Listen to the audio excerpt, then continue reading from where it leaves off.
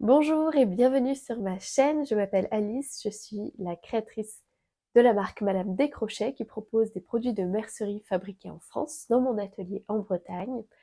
Et aujourd'hui je vous retrouve pour un petit tuto pour faire le Granny Square. Et à la fin de la vidéo, je vais vous montrer comment les connecter ensemble avec la technique de couture invisible pour en faire un petit porte-bouteille que j'aime beaucoup. Si les petits tutos vous plaisent, mettez un petit pouce en l'air et dites-moi en commentaire ce que vous aimeriez voir pour une prochaine fois. Ça va m'aider à orienter mes vidéos et à être conforme à vos attentes. Je vous souhaite un bon visionnage. Je vais donc vous montrer comment faire ces granny-là. Alors pour faire le porte-bouteille, on aura besoin de 4 carrés. Moi j'utilise 4 couleurs différentes puisque je vais venir faire 4 rangs plus un 5e rang complémentaire où je choisis une couleur qui soit la même pour le 5e rang de chacun de mes carrés granny pour pouvoir ensuite les connecter ensemble avec cette couleur là et finir mon porte-bouteille dans cette couleur là. Vous pouvez évidemment choisir de n'utiliser qu'une seule couleur, mais peu importe, il n'y a pas de règle. Pour la logique de mes couleurs, comme vous voyez sur la vidéo, j'ai commencé mon premier granny en utilisant du crème au milieu, puis vert, puis bleu, puis rouge. Pour faire mon deuxième carré, j'ai donc commencé par le vert, puis le bleu, puis le rouge, et j'ai fini par le crème, et j'ai choisi comme couleur en commun pour la bordure le rouge. Le reste de mon porte-bouteille sera rouge. Je pense que vous avez compris la logique. Le carré que je vais faire avec vous, c'est le 3e de mes 4 carrés. Et je vais le commencer par du bleu, puis du rouge, puis du crème, puis du vert et une bordure en rouge. Pour le fil, les pelotes utilisées, j'ai choisi du Friends Cotton 88 100% coton de Hobby. C'est un fil DK, il est recommandé pour des crochets 4, 4,5. Moi, j'ai choisi d'utiliser un crochet numéro 4 pour avoir un rendu assez serré. Si vous crochetez très serré, je vous conseille de prendre un crochet 4,5 plutôt. Et j'utilise mon compte-rang Madame Décrochet que vous pouvez retrouver sur mon site internet. Disponible à la vente à partir du 1er juillet. Vous aurez également besoin de ciseaux et d'aiguilles à laine. C'est à peu près tout. Vous pouvez bien sûr utiliser des marqueurs de mailles si vous êtes débutant et que vous avez besoin de marquer vos mailles pour vous repérer plus facilement. Je vais vous montrer 3 façons de faire un cercle magique. Tout simplement parce que je n'aime pas autant les 3. Je dirais qu'il y en a même un que j'aime moins. Et c'est le premier que je vais vous montrer, c'est le cercle magique classique. Pour faire le cercle magique, vous pincez votre fil entre vos doigts comme ceci, puis vous tournez votre fil autour de vos 3 doigts. Ensuite, vous venez prendre votre crochet, vous le glissez sous le premier fil, vous attrapez le second fil qui est relié à la pelote. Vous pivotez, vous avez un cercle, il n'y a plus qu'à faire une maille en l'air et ça vous sécurise le cercle et vous pouvez venir travailler votre premier rang dedans.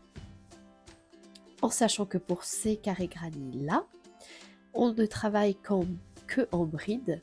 Donc pour faire le départ de votre travail, vous devez faire 3 brides. 1, 2, puis 3. Et ces 3 brides-là comptent comme votre première bride. Ces 3 mailles en l'air là, pardon, comptent comme votre première bride pour le carré. Donc ça, c'est si vous voulez commencer votre granny avec un cercle magique classique. Je l'aime moins parce que avec le temps, il a tendance à se desserrer.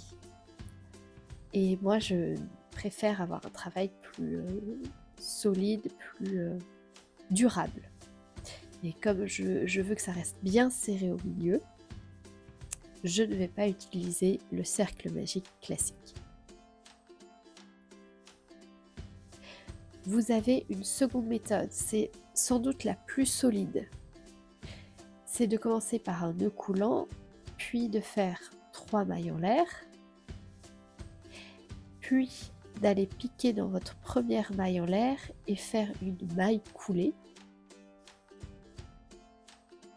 Ça vous forme un cercle et ensuite vous venez travailler dans le centre de ce cercle. Et vous commencez par 3 mailles en l'air avant de piquer dans le centre du cercle pour faire les brides pour travailler le carré. C'est le plus solide mais pas le plus simple à utiliser pour des débutants. Je ne vais donc pas travailler avec cette technique-là. Moi, je vais vous montrer le double cercle magique, qui est une technique que j'aime beaucoup pour commencer mes projets en rond.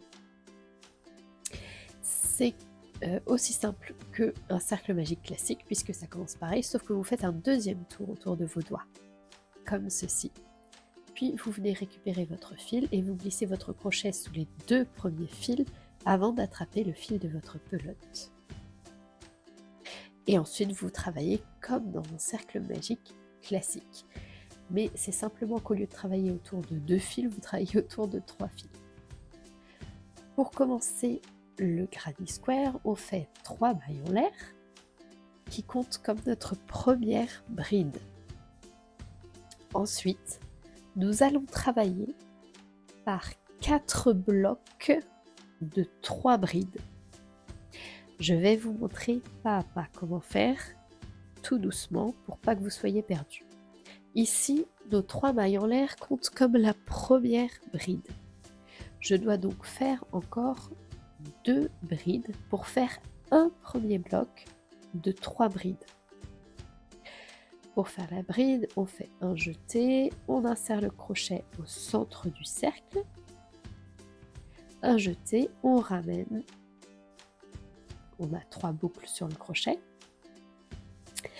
un dernier jeté, non, un avant-dernier jeté, pardon, on passe dans 2 boucles, et un dernier jeté, on passe dans 2 boucles. Ici, j'ai fait une bride. Puisque, je le rappelle, les 3 mailles en l'air comptent comme la première bride, on a ici 2 brides. Il nous en manque une pour faire le premier bloc de 3 brides. On va donc faire encore une bride, un jeté, on insère dans le cercle, un jeté, on ramène, un jeté, on passe dans 2 boucles, un jeté, on passe dans les 2 dernières boucles. Voici le tout premier bloc de 3 brides. C'est ce bloc-là que vous voyez sur le granny fini. Pour faire un deuxième bloc, puisqu'il nous faut 4 blocs de 3 brides, pour passer au bloc suivant, on va faire 2 mailles en l'air, un jeté, on passe dans la boucle, un jeté, on passe dans la boucle, ça fait 2 mailles en l'air. On peut commencer notre deuxième bloc de 3 brides, toujours dans le cercle magique, puisqu'on est toujours au premier rang. Un jeté, on insère, un jeté, on passe dans 2 boucles, un jeté, on passe dans 2 boucles. Je vais aller plus vite. Si jamais vous avez besoin de voir plus précisément comment faire ces points-là, vous pouvez aller regarder mes vidéos de ma série crochet pour débutants où j'ai une vidéo pour 1 à 2 points utilisés.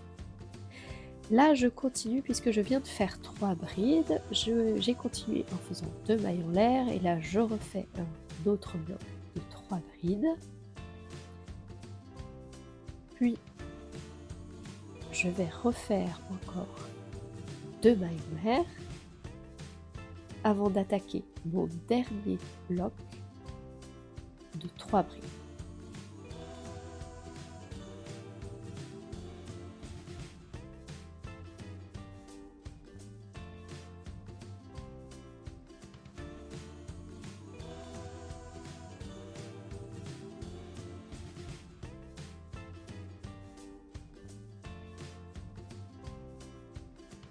Si vous regardez bien ici, j'ai bien 4 blocs de 3 brides. Maintenant, il est temps de fermer mon cercle magique. Avant ça, je fais bien mes 2 mailles en l'air. Je ferme mon cercle magique. Pour fermer un double cercle magique, on commence par tirer doucement sur le petit bout de fil. On voit quel fil est en train de se fermer. On va attraper le fil qui était en train de se fermer et on va tirer dessus pour d'abord clôturer la première épaisseur du cercle. Puis on reprend encore la petite fin de fil et on tire. Et là, vous pouvez être sûr que ça ne va pas bouger. Après avoir fait vos 2 dernières mailles en l'air, on va venir fermer ce premier rang en faisant une maille coulée dans la première ride, donc les 3 mailles en l'air en l'occurrence ici, du rang. Vous pouvez utiliser des petits marqueurs de mailles pour vous repérer où sont vos brides, où est le début, où est la fin. N'hésitez pas, c'est fait pour ça. Ici, on va donc insérer le crochet sous les 3 mailles en l'air, début du rang, pour faire une maille coulée. On pique, on va faire un jeté et on passe à travers tous les boucles du crochet. Et c'est la fin du premier rang. Ici, quand le premier rang est terminé, on peut venir couper une bonne longueur de fil pour pouvoir quand même coudre proprement à la fin. On enlève le crochet, on enlève le fil et on passe au rang 2 avec le joli contre-rang. Pour le rang 2, puisque j'ai fait le rang 1 en bleu, le rang 2, je vais le faire en rouge. Je prends donc ma pelote rouge et je vais vous montrer un moyen de changer de couleur de manière très propre, sans faire les débuts avec 3 mailles en l'air. Ici, si vous regardez mon carré, vous ne pouvez pas voir où est-ce que j'ai commencé, où est-ce que j'ai terminé. Parce que j'ai fait un début, vous allez voir, très propre, qui remplace les 3 mailles en l'air et qui est très simple. Moi, je trouve que c'est à la portée des débutants. On va d'abord faire un nœud coulant. Le nœud coulant classique. De même, si vous ne savez pas le faire, vous pouvez aller regarder ma vidéo « Le crochet pour les débutants ». Il y en a une sur le nœud coulant. On vient placer la boucle sur le crochet et on va faire directement une bride sur l'un des coins, l'un des espaces de 2 mailles en l'air de notre premier rang. Pour ce faire, on va faire un jeté. Vous tenez bien votre petit fil qui dépasse pour pas que le jeté s'en aille. Vous insérez votre crochet dans l'espace de 2 mailles en l'air, un jeté, vous ramenez le fil, vous avez 3 boucles sur le crochet, un jeté, vous passez dans les 2 premières boucles, un jeté, vous passez dans les 2 dernières boucles.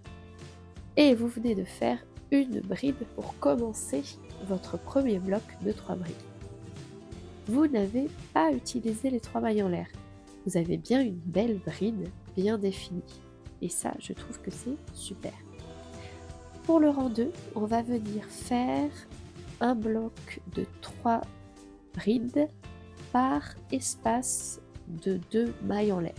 Donc ici, je viens de faire une bride dans mon bloc de 3 brides. Je vais en faire 2 autres pour faire mon premier bloc de 3 brides.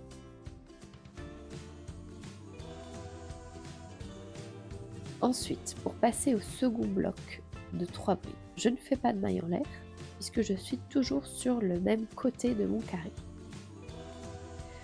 Je vais tout simplement entamer une autre bride, donc faire un jeté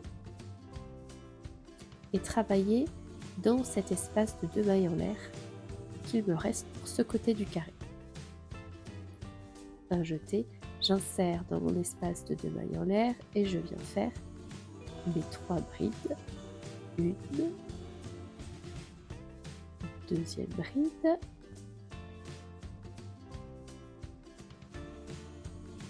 et troisième bride.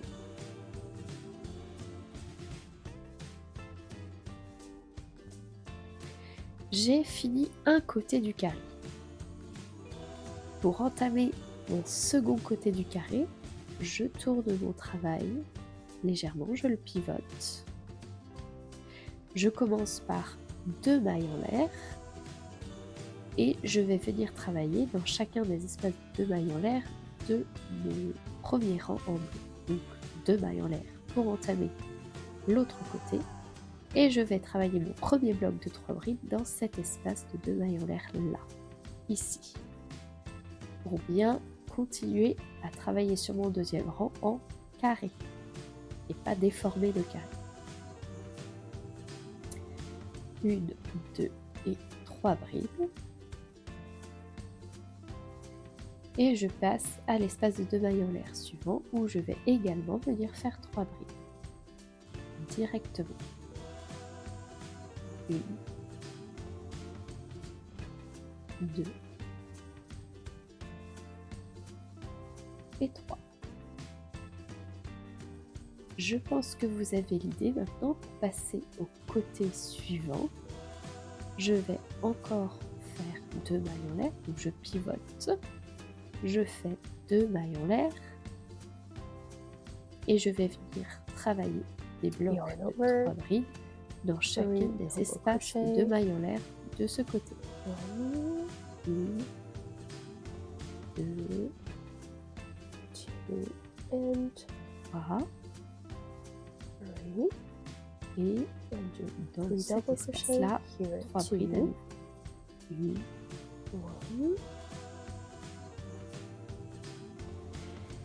une deuxième,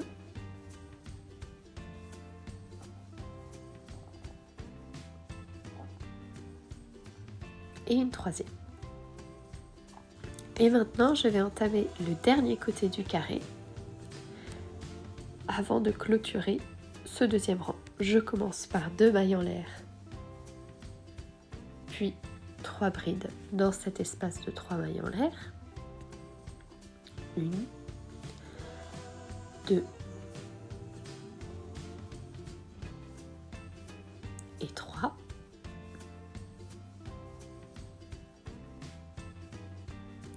Puis 3 brides dans le dernier espace de 2 mailles en l'air de ce côté.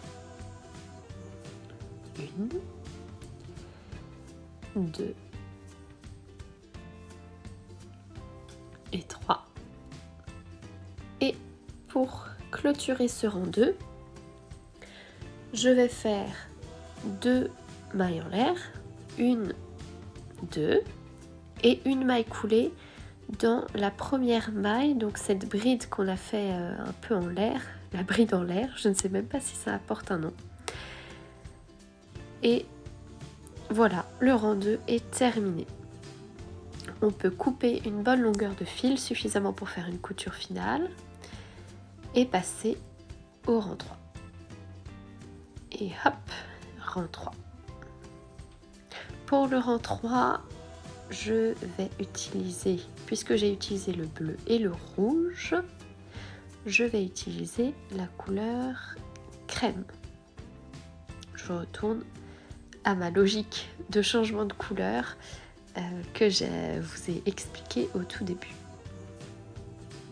Donc rang 3, je prends ma couleur crème et je vais de nouveau faire ma petite bride en l'air, donc le nœud coulant que je vais poser sur mon crochet.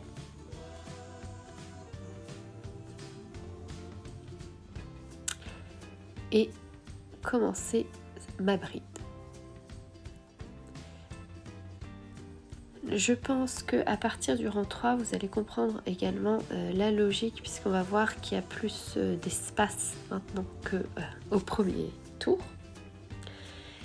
Donc on choisit toujours un coin pour commencer le travail. Donc un coin de 2 mailles en l'air. On va faire un jeté, on insère le crochet dans un espace de 2 mailles en l'air, un jeté, on ramène, un jeté, on passe dans 2 boucles, un jeté, on passe dans 2 boucles, comme une bride classique. Et là, on va faire notre premier bloc de 3 brides dans cet espace de 2 mailles en l'air. Et on ne va pas travailler que dans les espaces de 2 mailles en l'air, vous allez voir.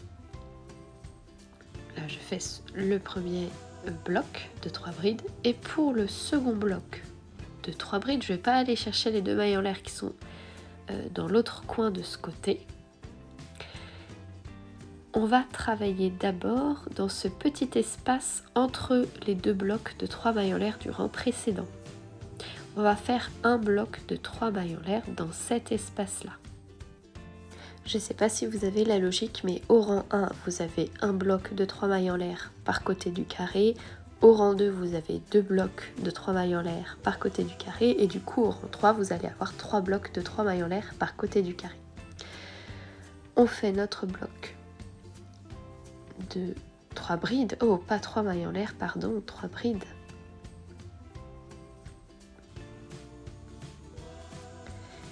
Puis, on va travailler le dernier bloc dans ce coin du carré, l'espace de 2 mailles en l'air.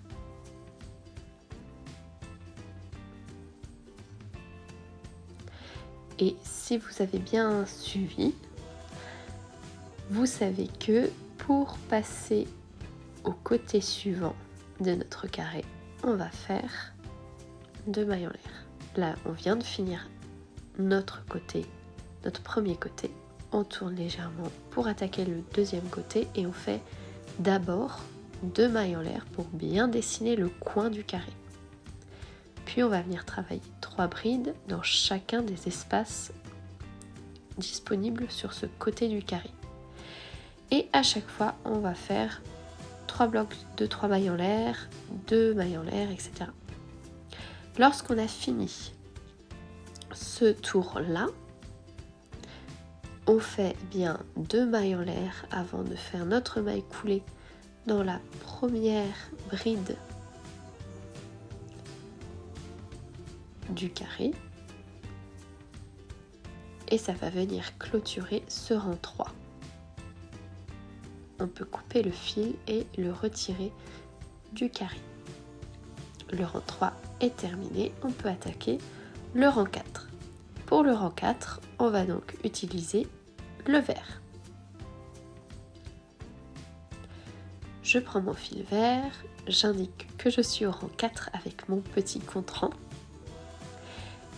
Je viens faire comme pour les rangs précédents, les rangs 2 et 3 notamment, je viens faire un nœud coulant pour faire cette bride en l'air que je vous ai montré, qui permet de remplacer les 3 mailles en l'air classiques qu'on trouve d'habitude et qui sont pas forcément très esthétiques. La bride en l'air, je trouve qu'elle est beaucoup plus simple à utiliser pour changer de couleur et puis pour les débutants. Et on fait, comme pour les rangs précédents, cette première bride en l'air pour commencer le premier bloc de 3 mailles en l'air. Et en fait, on va venir travailler comme pour le rang 3, vous avez bien compris la chose maintenant. On fait des blocs de 3 brides dans chacun des espaces disponibles. Donc, et dans les espaces de 2 mailles en l'air, et dans les espaces entre 2 blocs de 3 brides de notre rang précédent. Un deuxième bloc de 3 brides.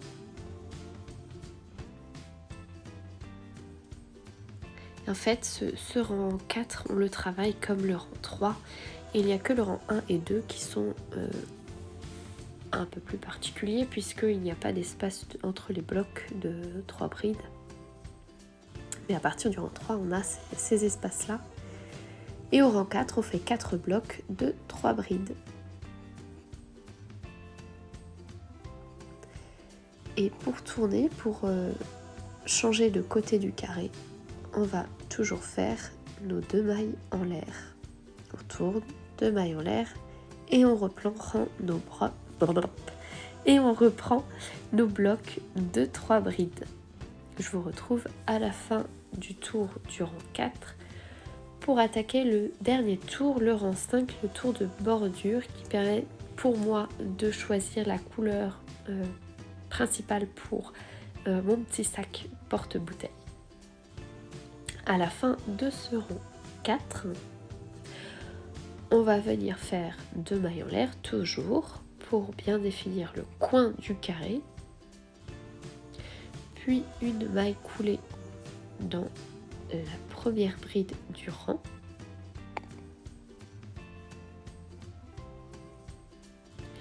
Et on va venir couper le fil. Si vous voulez faire le rang de bordure de la même couleur que le rang 4, ne coupez pas le fil.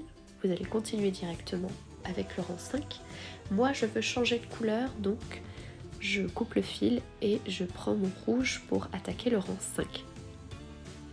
Pour faire le rang 5, qui sera un rang en maille serrée, je viens faire mon nœud coulant sur le crochet. Et là, au lieu de travailler dans les espaces de mon carré, je vais faire mes mailles serrées dans les mailles.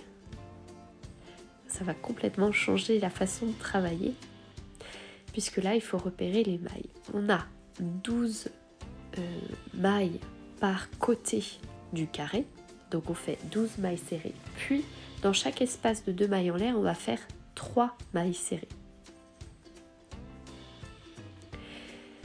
Avec notre nœud coulant, on va venir insérer le crochet directement dans une des mailles d'un des côtés et pas dans un espace de 2 mailles en l'air. On va bien commencer par une des brides en fait, au-dessus d'une des brides. Et on fait notre maille serrée directement. Donc un jeté, on ramène, un jeté, on passe dans les 2 boucles. Ça fait notre première maille serrée du tour. Ensuite, on va venir faire une maille serrée dans chacune des mailles du côté.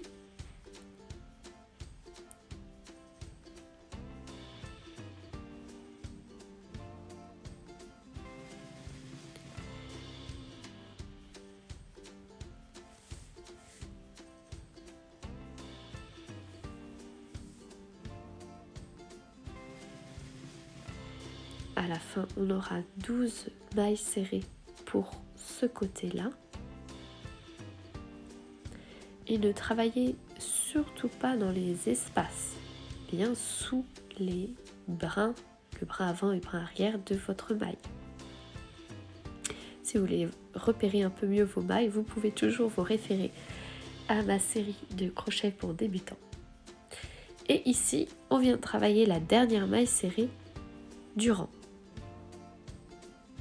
On va venir faire 3 mailles serrées dans cet espace de 2 mailles en l'air. 1, 2 et 3. Et je vais vous montrer pour commencer le côté suivant, comment ne pas se faire avoir. Pour commencer le côté suivant, votre première maille serrée doit bien se travailler ici. Vous devez piquer votre crochet ici, sous cette maille là. Sinon, vous allez sauter une maille et ça va être embêtant. Ça, c'est votre première maille du côté. Et pour terminer votre rang, vous allez bien terminer dans cette maille ici et pas essayer de piquer sous ce brin là au niveau des 2 mailles en l'air, puisque là ce serait piqué dans les mailles en l'air. Ça, c'est pas une maille, ce sont des mailles en l'air, donc on va pas piquer là, on vient bien piquer ici. Ça, c'est la dernière maille du rang, et ici c'est les 2 mailles en l'air, là où on viendra faire 3 mailles serrées. Et je vous retrouve à la fin du tour. Quand vous avez bien fait vos mailles serrées tout le tour du carré, on va terminer non pas avec une maille coulée, vous pouvez terminer avec une maille coulée si vous préférez, c'est le plus simple, bien sûr. Mais vous pouvez aussi terminer en faisant une petite jointure un peu plus invisible. On va venir tout simplement sortir un peu la boucle de la dernière maille, puis on va insérer notre crochet dans la première maille du tour. Ensuite, avec notre crochet, on va venir récupérer la dernière maille du tour qu'on va venir passer à travers cette première maille du tour. Là, on peut couper le fil et tirer. Et ensuite, avec notre aiguille à laine, on va venir faire une couture discrète. On enfile le fil dans le chat. Puis, on va venir piquer entre les brins des dernières mailles du tour, puis derrière, dans le troisième brin. Et ça vient fondre le dernier fil dans la maille pour faire un semblant de tour fluide sans cette dernière maille coulée qui souvent se confond avec une maille. C'est une maille un peu plus serrée. Là-dedans, on va ensuite rentrer tous les fils. Alors, je sais, les granilles, ça fait beaucoup de fils à rentrer. Il faut de la patience. Mais le résultat final en vaut la peine. Je vais vous montrer comment rentrer un fil. Et comme ça, vous pourrez faire tous les autres après. On va faire en fait des allers-retours au niveau des mailles pour solidifier la couture et ensuite couper le fil. N'hésitez pas à faire au moins 3 allers-retours, voire 4 ou 5, histoire d'être sûr que ça ne parte pas dans tous les sens. Et ça vous permet aussi de rendre plus solide la fin de vos ouvrages. Lorsque vous avez décidé que vous avez fait assez d'allers et retours, vous prenez votre paire de ciseaux et vous coupez le fil. Et voilà, vous n'avez plus qu'à rentrer tous les autres fils de votre carré et faire 4 carrés. Et avec vos 4 carrés, on pourra faire le porte-bouteille. Vérifiez bien d'abord en plaçant vos carrés sur votre bouteille ou votre gourde qu'ils sont suffisamment larges pour l'englober. S'ils ne sont pas assez larges, rajoutez un 6e rang, voire un 7e rang, en continuant dans la logique que je vous ai montrée. Pour assembler les carrés, on va faire une ligne toute simple. Une simple ligne et on va d'abord connecter les carrés entre eux pour que ça fasse plus qu'une grande bande de 4 carrés granits. Pour faire la jointure invisible, vous avez juste besoin de fil et d'une aiguille. C'est une jointure en couture et non pas en maille serrée ou en maille coulée ou que sais-je. Vous commencez par 2 carrés granits. Vous allez essayer de chercher la maille qui est au centre des 2 mailles en l'air. Vous savez, dans chaque espace de 2 mailles en l'air, on avait fait 3 mailles serrées. Essayez de repérer la 2e maille serrée que vous allez joindre avec la 3e maille serrée, comme ceci. Et vous faites la même chose sur le carré avec lequel vous allez coudre le premier carré. Vous piquez au centre de la maille, dessous, et vous allez récupérer la maille suivante en ressortant votre aiguille au niveau de la petite boucle de la maille, comme ceci. Ensuite, pour l'instant, pour le début, il n'y a pas besoin de serrer très fort, juste ce qu'il faut, et vous allez repérer où est-ce que votre fil sortait. Lors de votre première couture, vous revenez vers votre premier carré, vous allez piquer là où votre fil sortait pour le rentrer dans cette maille-là et le sortir à la maille suivante. Et vous allez faire la même chose en face sur le second carré. Vous reprenez, vous repiquez l'aiguille dans la maille où votre fil est sorti en premier, puis vous le faites sortir dans la maille suivante. Et vous faites ça tout le long de votre ouvrage. Et vous allez voir qu'en serrant après, la couture va être très discrète.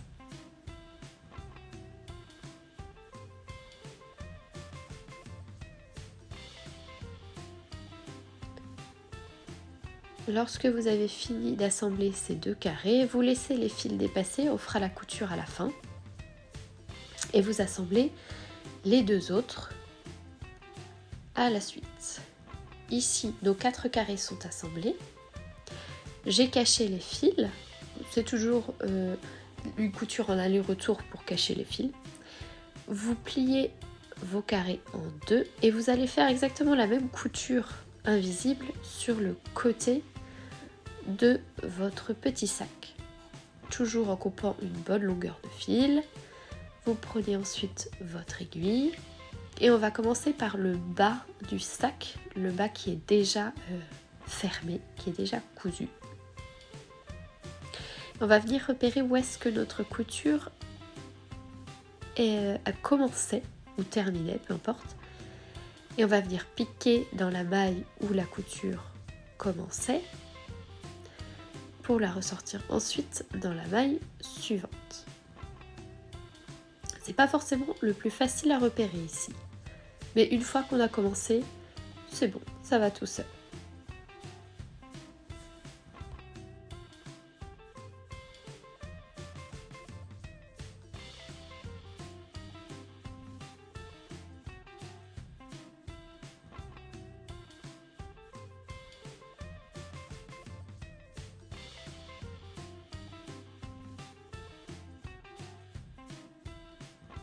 On continue la couture tout le long jusqu'à ce qu'on arrive au bout de cette rangée de 2 granits qui sont déjà pré-assemblés. On laisse bien sûr l'ouverture en haut pour pouvoir mettre la bouteille. Et on fait la même couture de l'autre côté. Il nous reste donc une petite ouverture. Et là, on va venir faire une bride en l'air en insérant notre crochet dans l'une des brides dans l'une des mailles serrées d'un des granits. Et on commence par faire une bride en l'air. Puis on fait une bride dans chacune des mailles serrées des 2 granits là qu'on a autour de notre sac pour faire une petite bordure propre. Une fois que on a fait le tour du sac avec nos brides, on va venir joindre avec une maille serrée pour terminer ce rang. Vous pouvez refaire un rang de bride si jamais vous trouvez que c'est pas assez haut, vous voulez un sac plus haut. Mais autrement, moi je trouve que c'est assez haut pour ma bouteille. Vous allez faire des mailles en l'air pour former la sangle de votre sac. Si vous avez l'habitude de faire des mailles en l'air trop serrées, je vous conseille de prendre un crochet d'une taille au-dessus, donc 1 mm plus grand. Sinon, vous faites autant de mailles en l'air que nécessaire. Vous regardez comment ça donne sur vous avant de terminer cette rangée de mailles en l'air. Quand vous avez décidé que c'est assez grand, vous terminez. Ici, je trouve que j'ai assez de mailles en l'air. Donc, je viens joindre de l'autre côté du sac avec une maille serrée. Puis une deuxième maille serrée dans la maille suivante avant de tourner mon ouvrage et je vais faire une bride dans chaque maille en l'air de ce rang.